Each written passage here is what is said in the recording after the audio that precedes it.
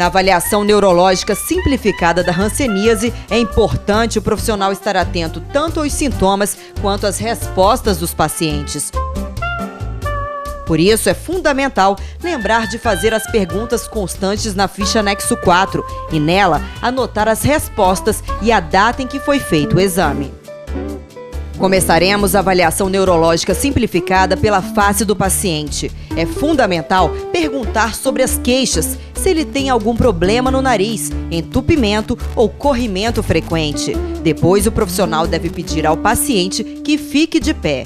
Ele também de pé, com um cotonete e uma lanterna, deve examinar se o paciente tem ressecamento na mucosa do nariz, se há ferida no interior do nariz ou se há perfuração do septo. Caso o profissional não disponha de cotonete, deve utilizar o dedo para erguer a ponta do nariz do paciente. Todas as constatações deverão ser anotadas na ficha anexo 4 e nenhum espaço deve ser deixado em branco.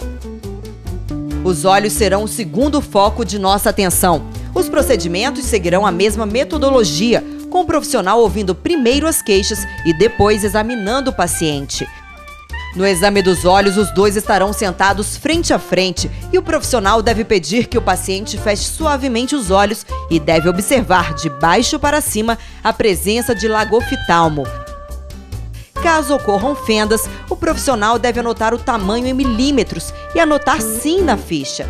Caso o exame não seja feito, ele deve anotar com um traço. A seguir, o profissional deve solicitar que o paciente feche os olhos com força e verificar se ocorrem fendas. Caso ocorram fendas, o profissional deve anotar o tamanho em milímetros. Se o profissional dispuser de uma lanterna, ele pode utilizá-la durante o exame. O exame para saber se o paciente tem triquíase é feito examinando a pálpebra. Aqui o profissional deve pedir que o paciente olhe para baixo e examinar a pálpebra superior e pedir que ele olhe para cima para examinar a pálpebra inferior. Lembrando que todas as constatações devem ser posteriormente anotadas na ficha anexo 4. Para saber se há ocorrência de equitrópio, o profissional deve permanecer sentado em frente ao paciente e solicitar que ele olhe na altura de seus olhos. Caso note que há inversão de pálpebra, deve anotar na ficha S de sim, no quadrado correspondente a cada olho. Para o teste de sensibilidade da córnea, o paciente não deve estar de lentes de contato. A sensibilidade da córnea deve ser examinada com um fio dental de 5 centímetros de comprimento, sem tocar na ponta e encostar o fio dental na periferia temporal da córnea do paciente, observando se o piscar é demorado, imediato ou se o paciente não pisca. O resultado deve ser anotado na ficha. No exame da opacidade da córnea, o profissional deve colocar o paciente próximo a uma janela e observar o brilho, se existe algum ponto opaco e transparência da córnea. Para o exame de catarata, o paciente deve manter o olhar fixo na testa do profissional enquanto ele verifica se a pupila está esbranquiçada ou branca. O resultado também deverá ser anotado na ficha. Avalia-se a acuidade visual com a tabela de Snellen, colocada a uma distância de 5 metros do paciente, que deverá estar sentado e tendo a terceira linha de baixo para cima à altura dos olhos.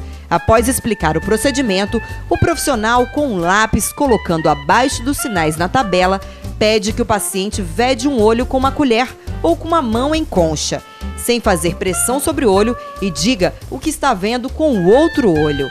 É importante que o olho tapado permaneça aberto para evitar distorção na imagem vista pelo paciente. Também é necessário que o profissional peça que o paciente pisque de vez em quando para umedecer o olho. Os dois olhos devem ser examinados separadamente e, caso o paciente use óculos, deve fazer o exame de óculos. Os resultados devem ser anotados na ficha. Os exames dos membros superiores são feitos na ordem do nível de acometimento e, antes de começar, o profissional deve perguntar sobre as queixas do paciente para estes membros, anotar na ficha e depois iniciar pela palpação do nervo ulnar. Ela deve ser feita lateralmente, comparando um braço com o outro a partir da goteira epitrocleana, com o paciente mantendo os braços em ângulo de 90 graus, sentindo se existe alguma alteração no trajeto do nervo.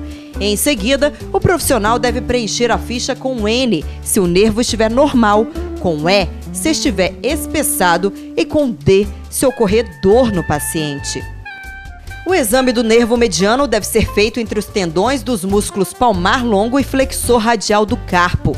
Normalmente, este nervo não é palpável e deve ser feita, então, uma percussão com a polpa digital dos dedos na face anterior do antebraço, ao longo do músculo mediano.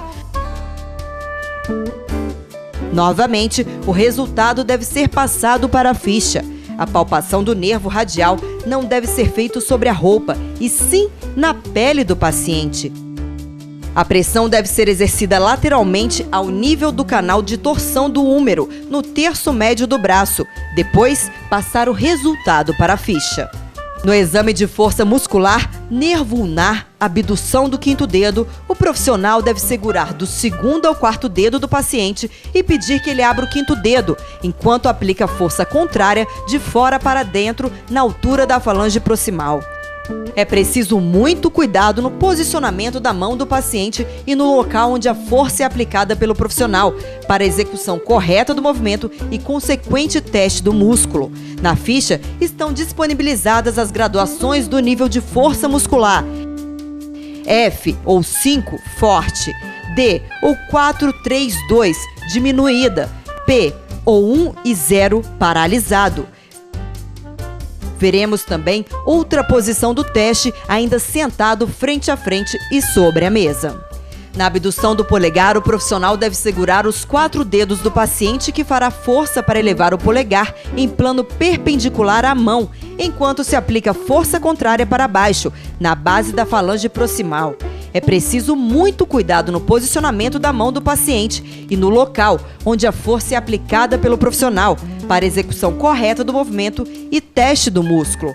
Como no teste anterior, a classificação deve ser discriminada na ficha: F ou 5, forte; D ou 4, 3, 2, diminuída; P ou 1 e 0, paralisado. No teste da extensão do punho, nervo radial, o paciente deve estar com o braço relaxado, apoiar o antebraço na mesa ou na mão do profissional e elevar o punho enquanto é exercida força contrária para baixo.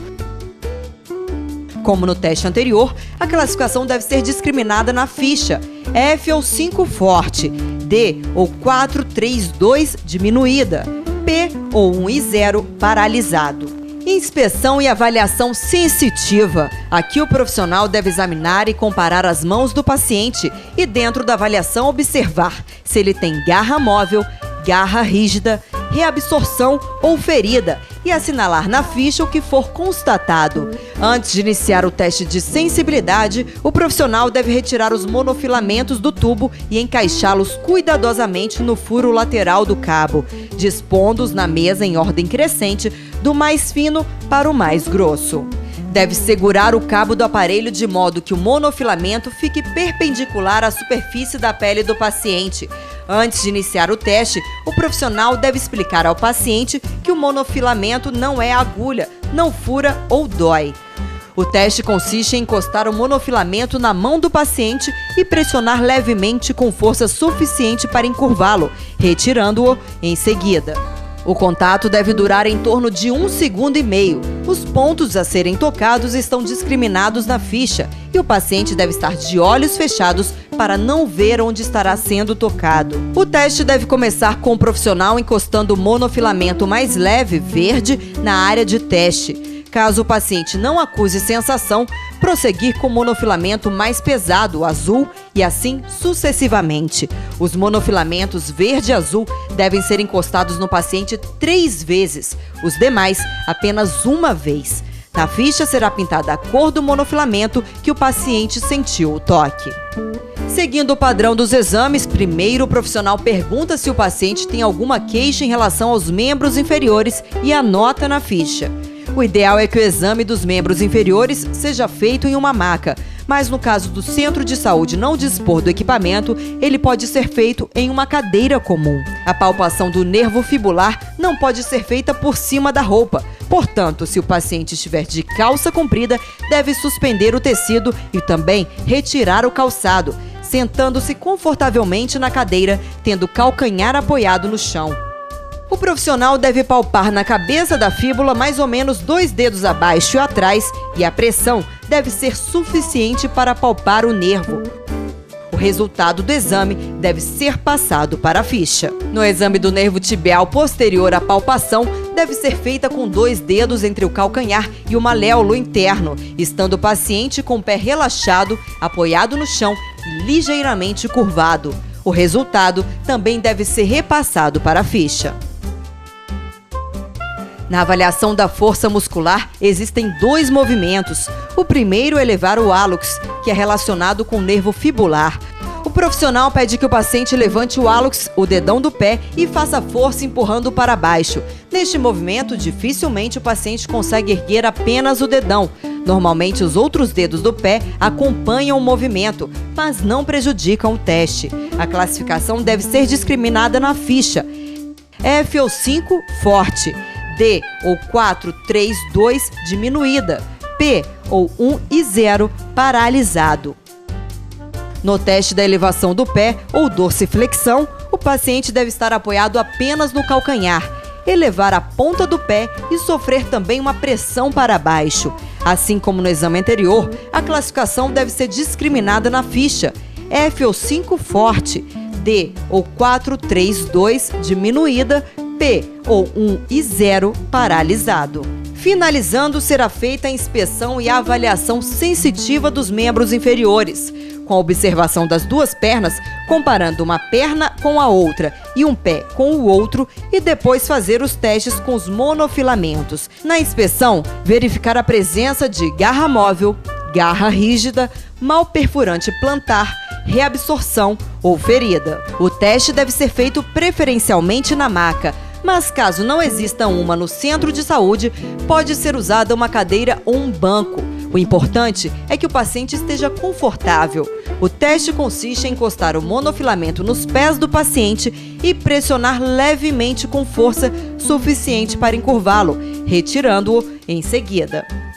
O contato deve durar em torno de 1,5 segundos. Os pontos a serem tocados estão discriminados na ficha e o paciente deve estar de olhos fechados para não ver onde estará sendo tocado. O teste deve começar com o profissional encostando o monofilamento mais leve verde na região a ser testada. Caso o paciente não acuse sensação, prosseguir com o monofilamento mais pesado, azul, e assim sucessivamente.